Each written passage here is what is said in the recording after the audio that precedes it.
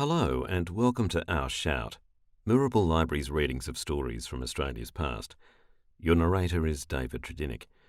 This recording is created and owned by Mirrabel Shire Council. The Romance of Lively Creek by Marcus Clarke. The township of Lively Creek is not the sort of place in which one would expect a romance to happen, and yet, in the year when I accepted the secretaryship to the Mechanics' Institute, occurred a series of circumstances which had in them all the elements of the wildest French fiction. The unwanted impetus given to social relations, which was effected by the opening up of the Great Daylight Reef, brought together those incongruous particles of adventurous humanity which are to be found floating about the gold mining centres of Australian population, and in 6 months the quiet village, up to that time notorious for its extreme simplicity, had become a long street surrounded by mounds, shafts, and engine houses, and boasting a courthouse, a mechanics' institute, half a dozen places of variously conducted religious worship, and some 20 public houses. The thirst for knowledge which attends upon worldly success soon made my office a laborious one, for, in addition to my duties as librarian, I was expected to act as master of the ceremonies, conductor of conversaziones, curator of a museum of curiosities, and theatrical manager. The Committee of Management were desirous that no attraction which might increase the funds of the institution should be passed over, and when Mademoiselle Pauline Christoval, of the theatres Royal, Honolulu, Manila, Singapore, and Popocatépetl, offered a handsome rent to be permitted to play for 6 nights in the Great Hall, I was instructed to afford every facility to that distinguished actress. Mademoiselle Pauline was a woman of an uncertain age. That is to say, she might have been 22, and was not improbably 33. Tall, elegant, self-possessed, and intelligent, she made her business arrangements with considerable acuteness, and, having duly checked all items of gas and et-ceteras, announced that she would play The Green Bushes as an initiatory performance. "I always act as my own agent," said she, "and my company is entirely under my own direction." Upon inquiry at the 3-Star Brand, where the company were lodged, I found this statement to be thoroughly correct. Mr. Capricorn, the juvenile man, had hinted vaguely, with much uplifting of his juvenile brows, that Mademoiselle was not to be trifled with, while I found that old Joe Banks, the low comedian, had shaken his venerable head many times in humorous denunciation of the artfulness of Christoval. There was much excitement in the bar parlour of the Main Reef Hotel at the dinner hour. So many reefers took me mysteriously behind the door, and begged me to bring them casually behind the scenes during the performance, that it was evident that, for the first night of the 6, at all events, the improvised theatre would be crowded. The only man who manifested no interest was Sporeboy. Sporeboy, the newly arrived, Sporeboy, the adventurer, Sporeboy, the oracle of taprooms, Sporeboy, the donor of curiosities to our museum, Sporeboy, the traveller, the narrator, the hot whiskey swiller. Honest Jack Sporeboy, the richest man, the hugest drunkard, and the biggest liar in all Lively Creek. "I've seen enough of them sort of gals," said he. "I'm getting old. My hair's grey. Pauline Christoval, of the theatres Royal, Manila, and Popocatépetl, eh? Bosh! Hot whiskey." "But, Captain Sporeboy, your influence—" "Oh, yes. All right. I've been in Manila, I've eaten brain soup and barzy in Hokos, my boy. Human brains. Devilishly good, too. Another lump of sugar. Human brains? You old cannibal, cried Jack Barnstaple. What do you mean? Just what I say, dear boy, returned the old reprobate. While I was in Pampalo, we made a trip to Pangasinan and assisted at a native feast. The Polonaise had just achieved a victory over the Quenanes, and 75 heads were served up in my honour. Gads, gentlemen, the fellows cracked them like coconuts and whipped out the brains in less time than you would take to disembowel a crayfish. But a theatrical entertainment, my dear Captain Sporeboy, merits your patronage. Seen 'em all, sir. Tired of 'em. New York, Paris, London. No. Jack Sporeboy, sir, is tired of the vanities of life and prefers the noble simplicity of hot whiskey. I had the theatre of Popocatépetl myself once, and lost $4,000 by a woman that I hired to dance the tightrope. Fine woman, but immoral, gentlemen. She ran away with my big drum and cymbals, and left me to support her helpless husband. So we left the virtuous old gentleman to the enjoyment of his memories, and went to the hall. My anticipations were realized. The Green Bushes was a distinct success. Joe Banks was voted magnificent, and for Mademoiselle Christoval the audience could not find words enough in which to express their admiration.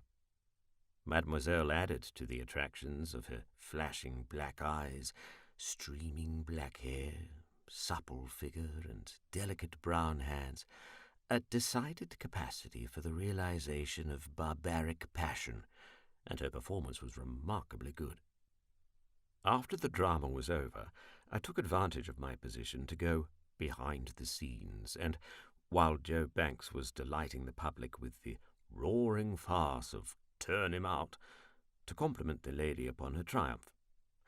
I found the door of the improvised dressing-room besieged by the male fashion of the township, who, having made Lame Dick, my janitor, drunk, had obtained introductions to the eminent tragedienne. Foremost amongst these was Harry Beaufort, the son of Beaufort, of Beaufort's Mount. "Ah," said I, "are you here?" "Yes," said he, blushing. "I rode over today from Long Gully."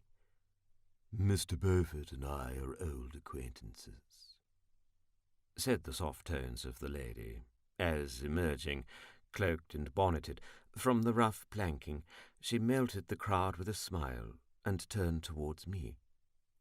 "Will you join us at supper?" I looked at Harry and saw him blush again. It struck me that he was only 22, that his father was worth 500,000 of sheep, and that Mademoiselle Christoval was not a woman to marry for love. "Thank you," said I. "I will." We had a very pleasant supper, for though I was evidently a skeleton at the banquet, the actress was far too clever a one to let me see her uneasiness. Harry sulked, after the manner of his stupid sex, but the lady talked with a vivacity which made ample amends for his silence. She was a very agreeable woman. Born, so she told me, in the Philippines, she had travelled through South America and the States, had visited California, and was now doing Australia on her way to Europe. "I want to see life," she said, with extraordinary vigour of enjoyment in her black eyes. "And I must travel." "Why don't you take an engagement in Melbourne?" I asked. "Can't get one to suit me. Besides, I only want to pay my way and travel. I should have to stop too long in one place if I took a Melbourne engagement. And don't you like to stop in one place? Asked Beaufort. No, said she decidedly. I am an actress, and actresses, like fine views, grow stale if you see them every day. But did you never think of leaving the stage? Asked the young man. Never. I was born in a theatre. My mother was a ballet dancer. My father was an actor. My grandfather was clown in a circus. I have played every part in the English language that could be played by a woman. I could play Hamlet tomorrow night if the people would come and see me. Why should I leave the stage? True, said I, but you may marry. Oh, the vicious look she gave me, a dagger sheathed in a smile. I never intend to marry. It is growing late. I am an actress. The people will talk. Good night. We parted with mutual esteem, and, as she shook hands with us, I saw, lurching up the passage, the whisky-filled form of the great Spore Boy. His eyes, attracted by the light from the room, fell upon us, and, surprised, doubtless, at the brilliant appearance of Mademoiselle Pauline, he started. Mademoiselle Pauline grew pale, alarmed, perhaps, at the manner of the intoxicated old reprobate, and hastily drew back into her chamber. "Go away, you're drunk," said Harry, in a fierce whisper. "Of course I am," said Spore Boy, advancing diagonally. "But that's my business. Who's that?" "That is Mademoiselle Pauline," said I. "Oh!" cried Spore Boy, his red face lighting up as if suddenly illumined by some inward glow. "Ho, ho! That's she, is it? A fine woman, a fair woman, a sweet woman." It was a peculiarity of this uneducated monster to display a strange faculty for mutilated quotation. "Ho, ho! I wish you joy of the worm. So I can't good night to all." Busy all next day, I found in the evening that the tragedienne had been indisposed and had kept her room. Harry Beaufort, who informed me, said that she had intended to throw up the engagement and quit the town, but that he had persuaded her to remain.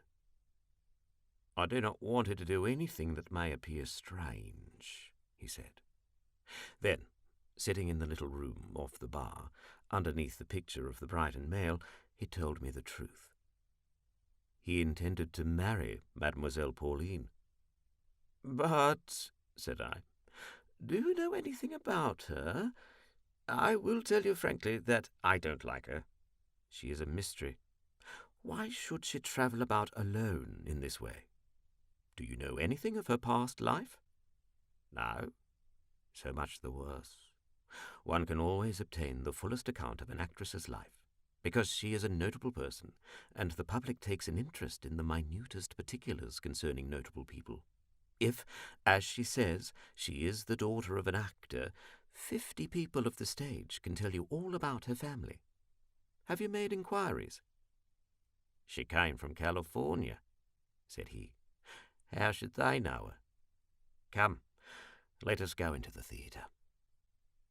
I went in and saw, to my astonishment, the cynical Spore Boy seated in the front row, applauding vehemently and sliming Mademoiselle Christobal with his eye as a boar slimes a rabbit it intends to devour.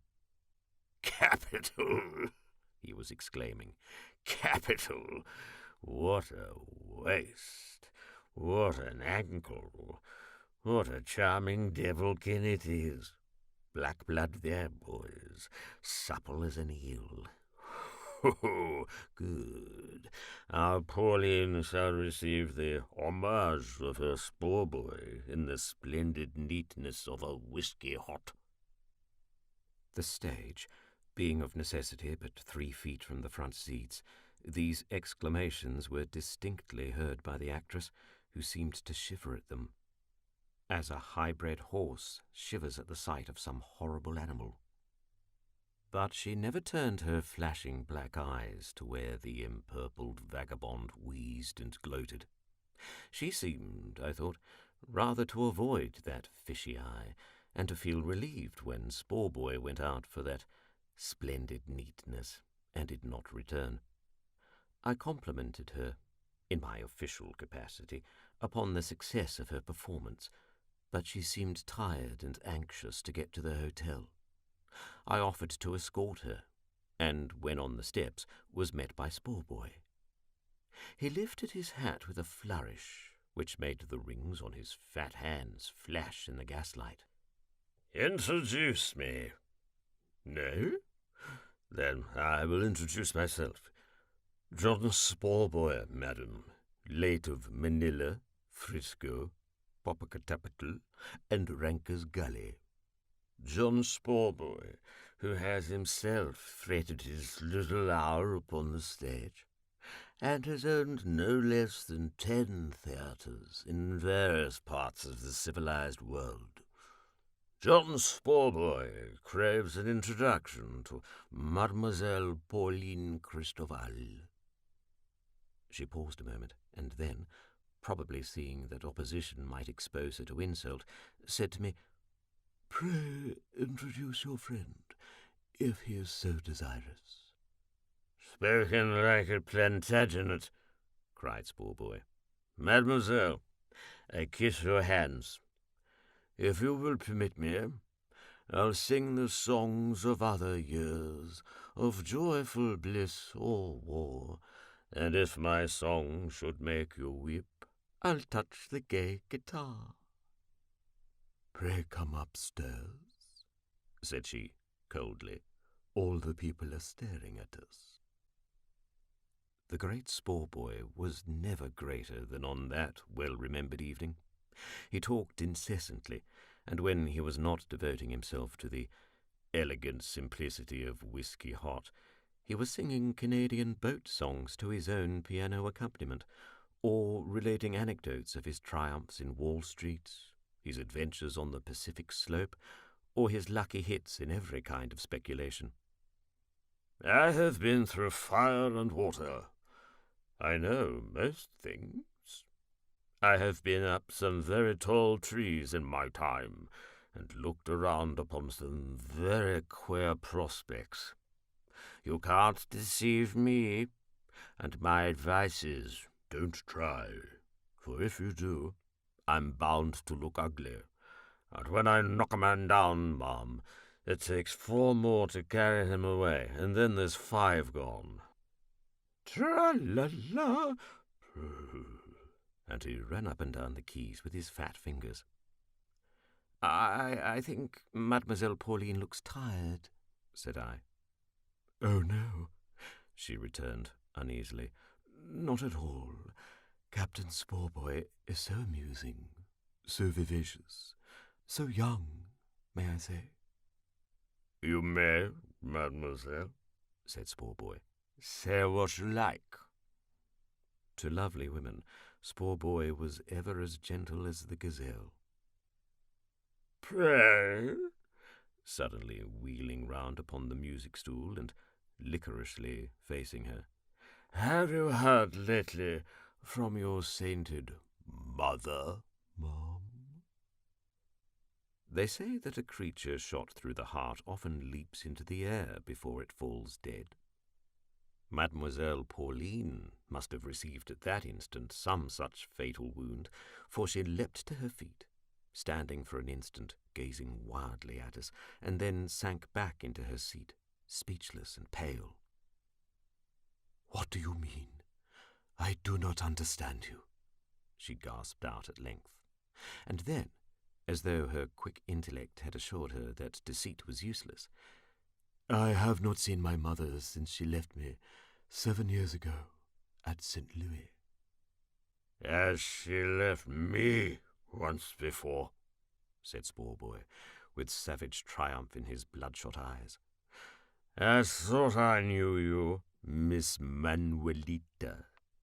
Should old acquaintance be forgot, eh? I hope not.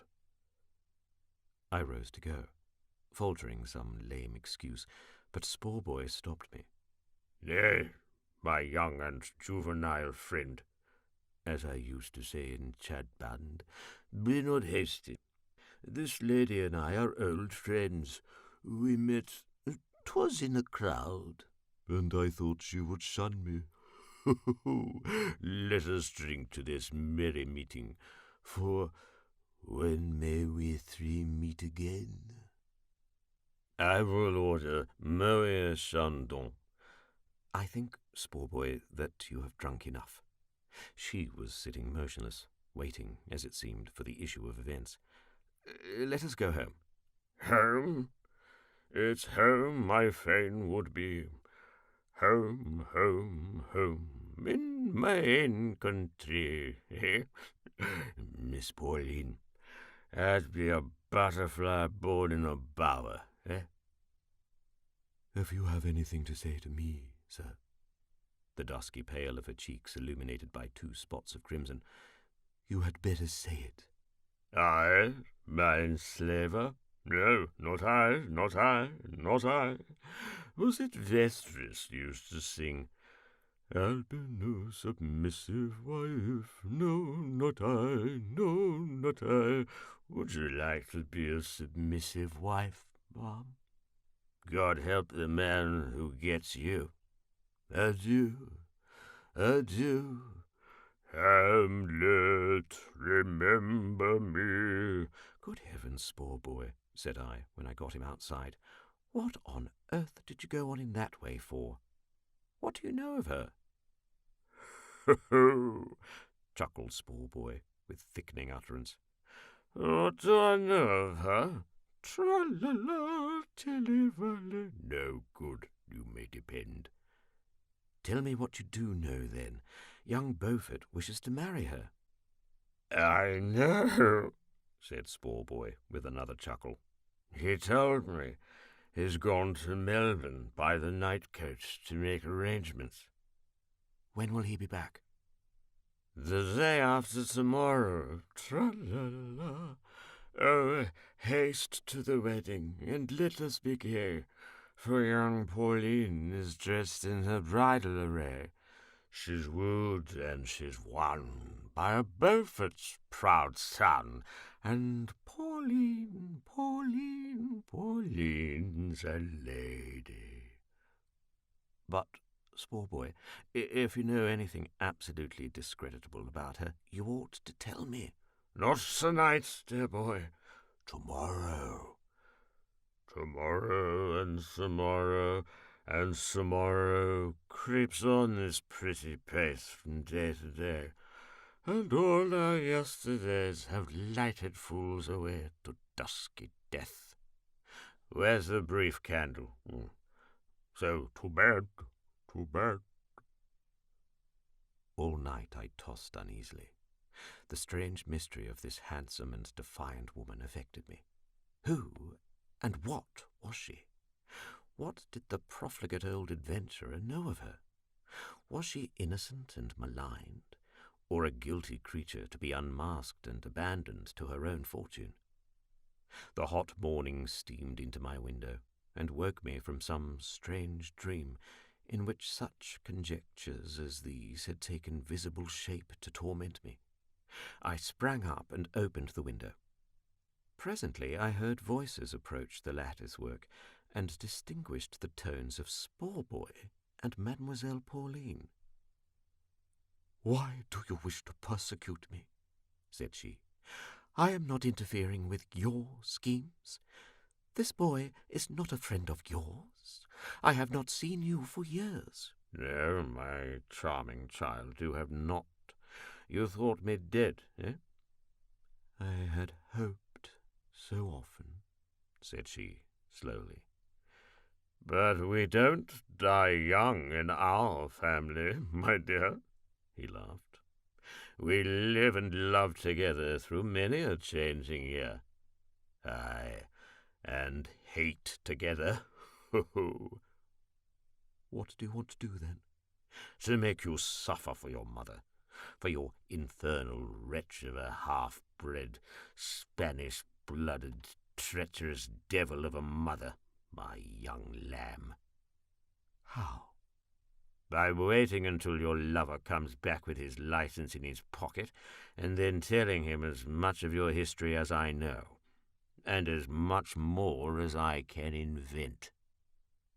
She fell upon her knees. Oh, no. No, you will not do this. I will go away tonight, today, this hour. I never injured you. If you knew the life I have led, I am weary. This boy loves me. He is honest and rich, my Manuelita. I cannot marry a poor man. You should know that. I have suffered poverty too long. But have you not your profession? Are you not an eminent tragedian? Do not the diggers throw you nuggets? I am ashamed of you, my Manuelita. And he began to whistle as though intensely amused. She rose to her feet. My profession! I hate it, hate it, hate it! I never wished to belong to it. I was forced into it, forced by my mother and by you. And by others, my pigeon. When I was 13, you sold me. When I was 15, I was a woman. I am 30 now. And do you think that 15 years of sordid cares and desperate strifes have led me to love my art, as you call it? An art. It is an art, but you, and men like you, have made a trade of it. A trade in which bare bosoms and blonde hair fetch the highest prices. Gently, sweet Manuelita. Tra-la-la-la, tum-tum, tra-la-la-la. And he stopped his whistle to hum, beating time with his hand on the veranda rail. All my life I have been told to get money, money, money, money. Good looks are worth money. Health is worth money. I am taught to sing, to play, to dance, to talk, that I may bring money. Well, you have had your profit out of me. Now I am going to sell myself for my own benefit. He stopped whistling and caught her by the wrist. I tell you what you're going to do. You're going to do just as I tell you, until this time tomorrow morning. You're going to stop acting, for I won't let you out of my sight. Don't start. I will pay the salaries of your people. You're going to remain with me all day. We will visit the claims, the shops, the museum, the places of interest, and this time tomorrow your lover will arrive, and I shall have the honor of relating to him the particulars of your lively career in the United States, Mexico, California, and the great Pacific Slope. I will not obey you. Let me go. Does my Manuelita wish that I relate her story to the world, then? That I print it in the local paper? That I tell my friend, Craven, the police magistrate and warden, that... And he approached and whispered something in her ear which I could not catch. There was silence for a moment, and then the sound of suppressed sobs. Sporeboy had conquered, for he walked away humming, and in a few minutes I saw him pass out of the door below me, and, with no trace of the debauch of last night upon him, call out the waiter. Mademoiselle has asked me to breakfast, Chips. When the heart of a man is oppressed with cares, the mists are dispelled when a woman appears. Rum and milk, Chips. I went about my business that morning rather more satisfied than I had been. It was evident that, however infamous, from a moral point of view, might be the behaviour of Sporeboy, the woman was an adventuress who merited exposure, and that the action proposed would liberate my foolish friend, I resolved to wait events. The first event was the arrival of Sporeboy to pay me for the hall. Our charming friend, I knew her poor dear mother in Frisco, is unwell and cannot play. Genius, dear boy, is often a trying burden. I have taken upon myself to show her about the township, to take her for a drive to the dam, to amuse her mind, in fact. Is that whiskey in that bottle? No? Ink? Ugh, I will not trouble you. Till we meet, dear boy. Oh, let me like a soldier fall. Tum-tum, tum-tum-tum-tum. The second was the report started at the Main Reef Hotel that Sporeboy was going to marry Mademoiselle Pauline, and that he was taking her down his claims to show her his wealth. The third was the appearance of the pair themselves in Merryjingle's new buggy to look at the museum. We have done the dam, seen the claims, been down shafts, and exhausted nature generally, said Sporeboy. Mamselle is almost expiring. In truth, she looked so. She was very white and nervous, and glanced about her with the stare of a hunted animal. Knowing that which I did know, I thought that Sporeboy might esteem himself fortunate in not having been precipitated down a shaft by the little hand which so nervously twitched at the magnificent shawl of Angora goat's hair, which had been the envy of Main Street for the last 3 days. I almost pitied the poor creature. "Show us the wonders of the museum," cried the vivacious Sporeboy, smelling strongly of the elegant simplicity of hot whiskey. "Let us see your fossils, your emu eggs, your Indian shields, and your savage weapons of war. Ho-ho! Here is a canoe, mademoiselle. How would you like to be floating in it away back to your native land? Here we have a model of the great Lively Creek nugget. How would you like to have that now, and live in luxury all your days?" If this was the method of torment he had put in practice since morning, she must have had more than human patience to endure it in silence. "Here we have a club from New Caledonia. How nice to cleave the skull of your enemies. Our charming friend, Pauline, if she has enemies, might long to be able to use so effective a weapon. Or this spear, adapted even to a woman's hand. Ho-ho! Mademoiselle, would you like to draw this little bow and spit your foe with this arrow? By the way, how goes the time?" It was 2 o'clock, and I told him so. "The coach for Melbourne passes at 3. Would you like to go by it?" he asked her. "But no, I would not recommend it. And yet the company has paid a week in advance. They would not stop you. Shall we make a trip?" She turned to him half hopefully, as though deceived by his tones, but catching the malignant glance of his eye, flushed and turned away. Skipping from case to case like an overgrown bee, he paused at last. "Oh, what have we here? Oh, my gift. The Sampitan, or blowpipe, the weapon of the natives of Central America, presented together with a case of poisoned arrows, by John Sporeboy. Tra-la-la! Observe this. The fellow takes one of these little wooden needles stuck into a pith-ball, puts it into the pipe, blows, and puff! Down falls his dinner." He commenced capering about with the long reed to his lips, swelling out his cheeks as in the act of blowing, and looking, with his big belly and tightly buttoned coat, like a dissipated bullfrog. Mademoiselle seemed roused to some little interest by this novel instrument. "But how can they eat poisoned meat?" asked she.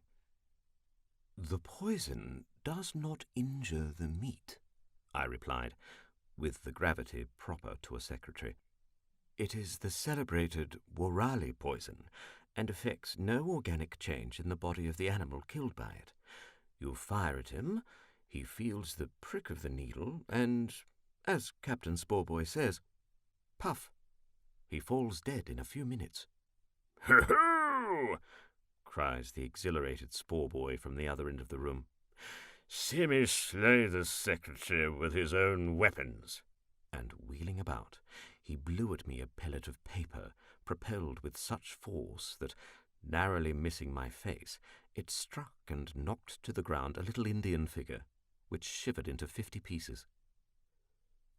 The gross old villain was somewhat sobered by this incident, and taking the quiver from the hands of Mademoiselle, replaced it, together with the reed, in its accustomed rack.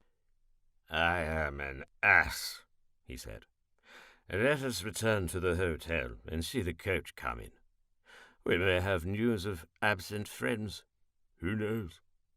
My Pauline, thy Sporeboy awaits thee." Paler and colder than ever, she allowed him to lead her away, and they departed. The manner in which Sporeboy treated the wretched woman whom he had vowed to unmask disgusted me.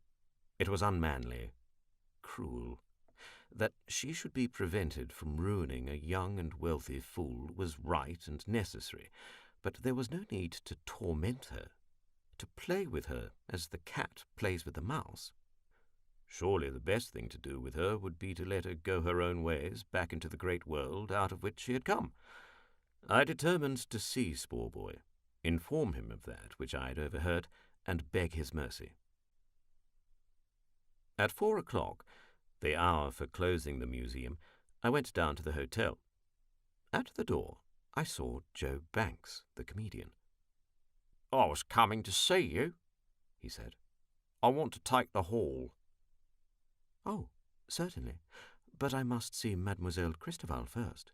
"She's gone." "What?" "Gone to Melbourne." "When?" "By the 3 o'clock coach. It's all right. We're all square." "But," said I, bewildered, "what about Sporeboy?" "Which?" asked Joseph, with one of those fine touches of humour for which he was so distinguished. "What?" "Excuse me a few minutes," I said. "There is something strange here." And I hastened down Main Street. "Captain Sporeboy in?" I asked Chips. "He was here this afternoon, sir." "When did Mademoiselle Christoval leave?" "She came down with the captain in his buggy and went upstairs with him. Presently she rang the bell and told me to take her passage by the coach. She paid her bill, sent down her boxes, and was gone, sir."